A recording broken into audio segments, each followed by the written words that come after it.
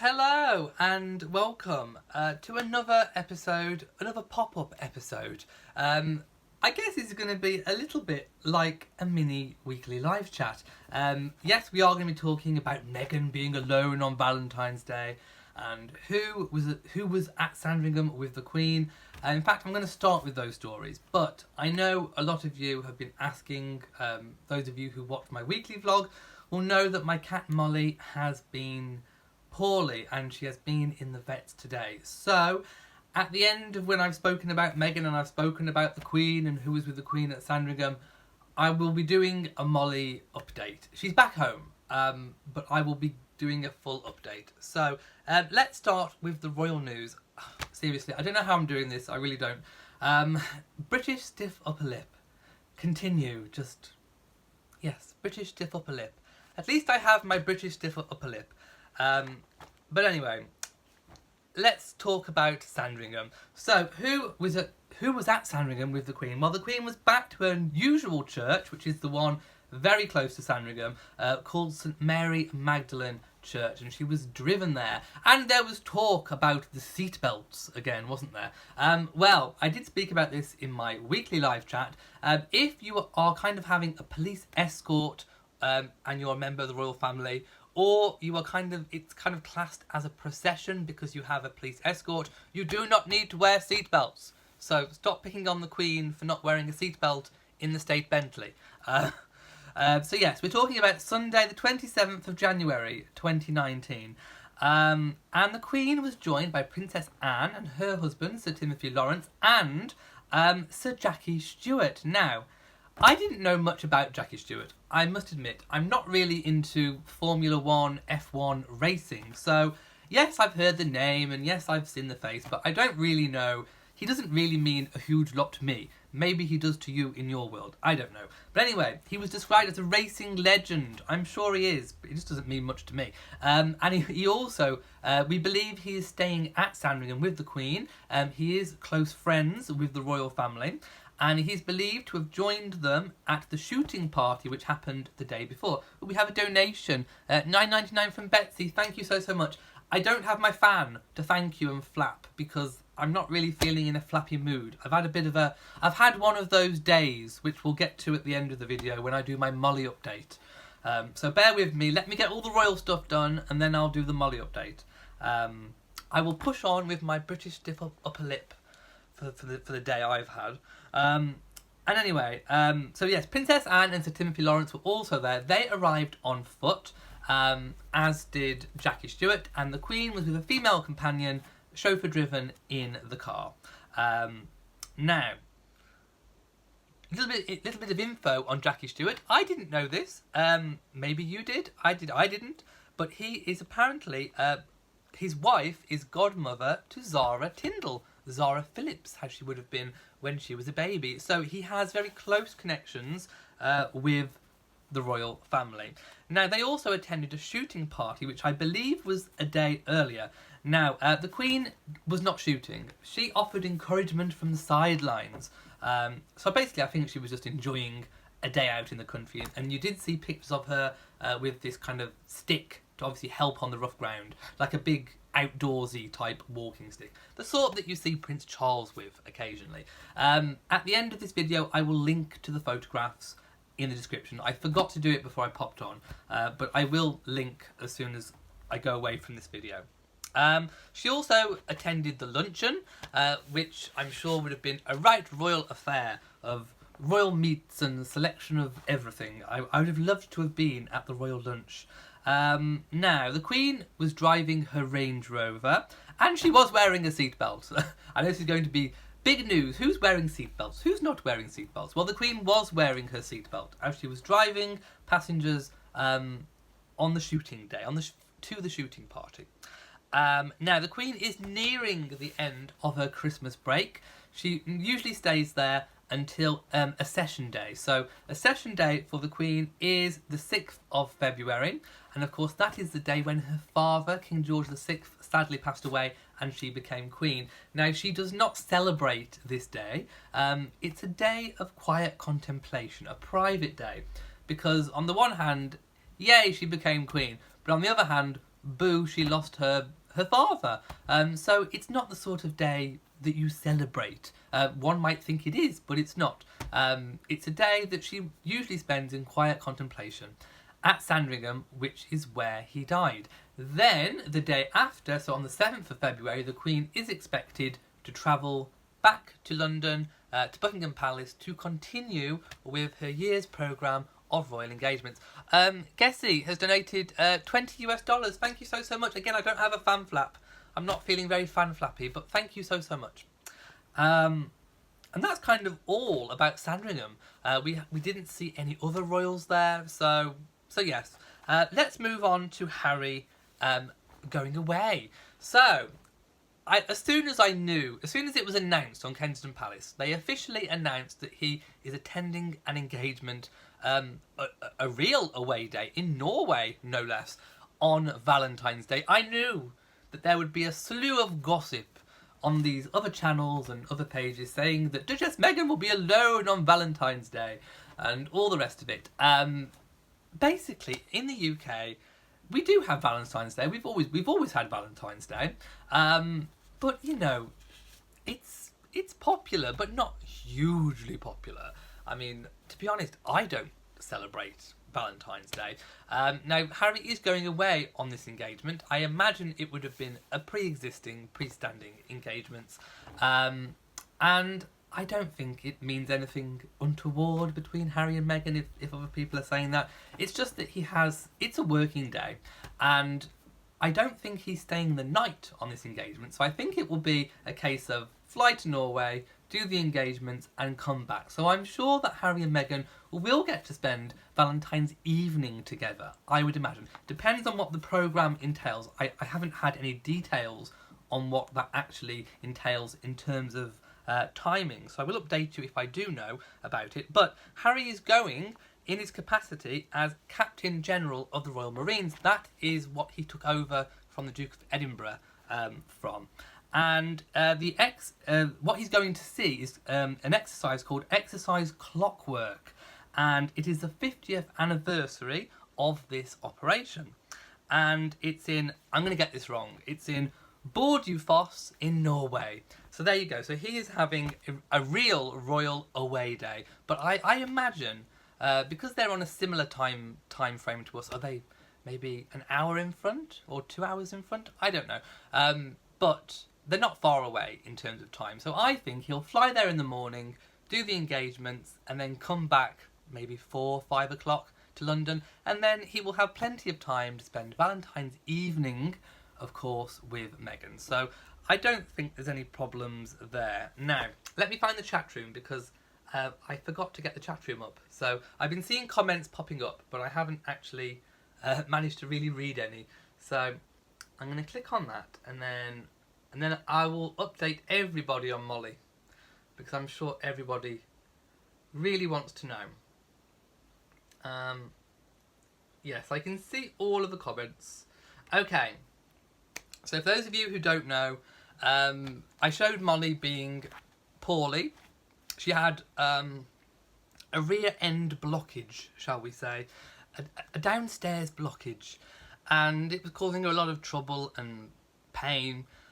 So I took her to the vets today. The vets were shut on Sunday. I took her to the vets this morning, and basically she needed... Okay, if you don't want to hear any medical details, turn off now. If you want to hear all the details, I will leave nothing out, then do continue. So you've had your warning, don't complain if it's too graphic. Okay, so Molly had a blocked colon, and the entrance was completely blocked, and you could actually see the stool at the entrance. So there was no way of me removing it or getting anything out, so she needed to see the vets. The vet said instantly that she needed a full-on cat enema administrating. This is usually done under sedation, so she had to be kept in, so I had to leave her. They usually do this after they've seen all of their day appointments, so I had to wait until about 4:30, 5 o'clock UK time. Then I had the phone call to go in and collect her. So, yay, they removed the blockage. They completely cleansed her colon thoroughly. But they also took x-rays. And one of the concerns of the vet was, why is she getting blocked? She was blocked in September, and this is the second time. It's the second blockage since September. And he wanted to know what it was. And one, it could be stress. Two, it could be chronic pain. Now, I don't think it's chronic pain. She is a very stressy cat. And I think that's why she overlicks. She's only been overlicking for the past 2 years. Literally to the point where she licks herself bald. This year has not been as bad. She hasn't licked anywhere near as much as she has the previous couple of years. So we thought that was getting better. However, it's still obviously enough to cause a blockage. He said it's a bit like a chicken and egg scenario. If you're stressed, you lick. But then that could cause pain. So then you lick some more. So it's hard to tell whether it's stress or pain. But personally, I don't think she's in chronic pain for anything. The x-ray, there was nothing wrong with her bones, so I don't think it's pain anywhere. I think it's stress. She is a very stressy cat. There are lots of cats in the garden. So one thing we're going to have to be looking at is maybe making her an indoors cat so that she's having less stress put on her. The vet also recommended the same biscuits that we're using, but just kind of put some water on them to water them down. However, here is the bit, and to be honest, I had a little bit of a cry on the way home. Literally about an hour and a half ago, I was in a flood of tears. Why was I crying? Because the vet told me something else as well. I don't know if you've heard of it. I never heard of it up until today, and then obviously I googled it. It's a thing called megacolon, and in cats, it's serious. So when the vet showed me the x-ray, he showed me an x-ray before he removed all the stools, and then he showed me an x-ray after, and she is totally cleansed. But she was so blocked up, and her bladder had inflated so huge because she couldn't wee, because one of the stools was blocking where the wee comes out. It was horrible. He got it all out, but he said that once the colon has been stretched, sometimes it doesn't go back. It's a bit like blowing up a balloon, and then when you release all the air, the balloon is like a bit loose and floppy. What that means is that if that does happen, the colon can't push the waste through as efficiently and as effectively as normal, which means that she could end up keep getting blocked, which can then cause chronic problems. Now, he said something about it being 0.4, and he showed me the measurements of the colon, and literally she is borderline megacolon.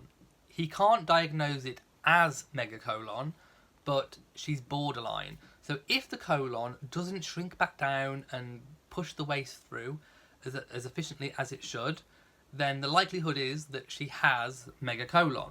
I don't know yet. We need to see how it goes. If it is megacolon, it's serious. You can kind of manage it a little bit through diet and trying to catch the blockages early so they can perform these enemas and then it doesn't get as stretched. But eventually, it mostly leads to needing a surgery.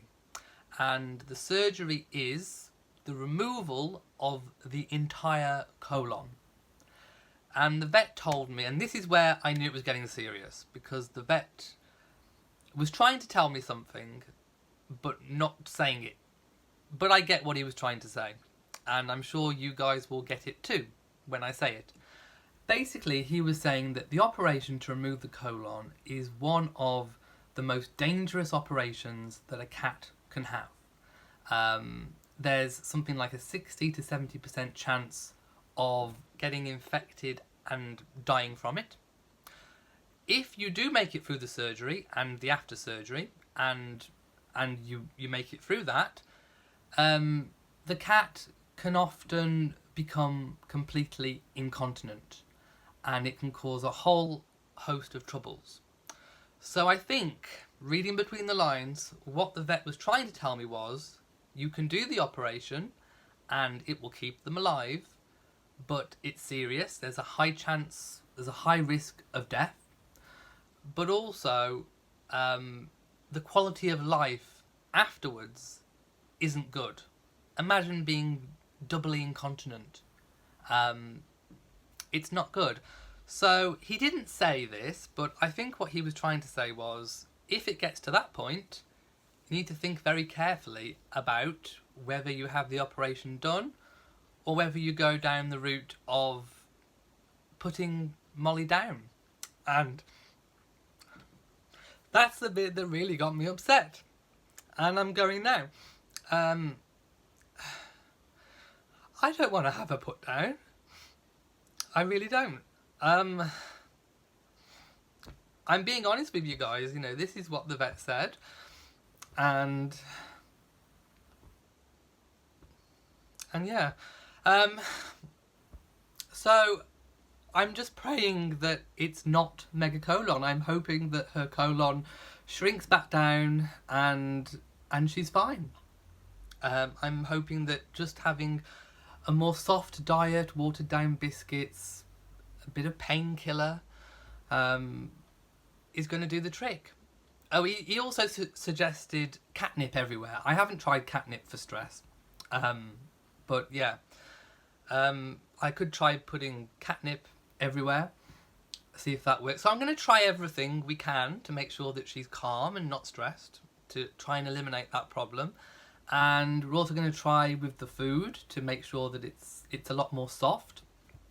But basically, if it is megacolon and it gets to the point, I mean, don't get me wrong, you know, we will try and manage megacolon if it is that.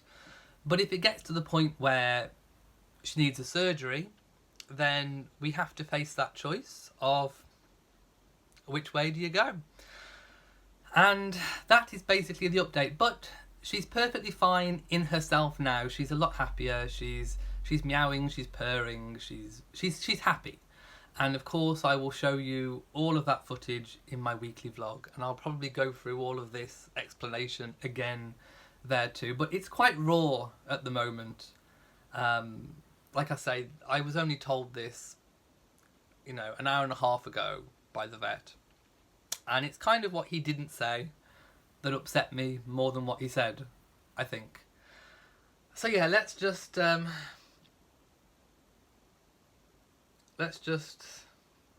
you know what? I'm sorry guys, I can't read the comments. I'm gonna get too upset if I read your comments. I'm just looking now. And yeah. Yeah. It's making me upset. So I'm gonna leave it here. Yeah, it's a little bit raw at the moment. So yeah. I'm gonna go. And I will update you on anything that happens in the meantime. She starts loads of medication as well tomorrow, so I'm Mr. Medication Man. Nurse Daddy is gonna be working. So yes, I'm gonna leave it here. So thank you for watching. I know the second half of this video hasn't been as joyous as the first, so I do apologise for that. So stay tuned, lots more royal news coming up in the coming days. So from me, thank you for all your comments. I will read them, I really will. But thank you so much. Mwah to you all.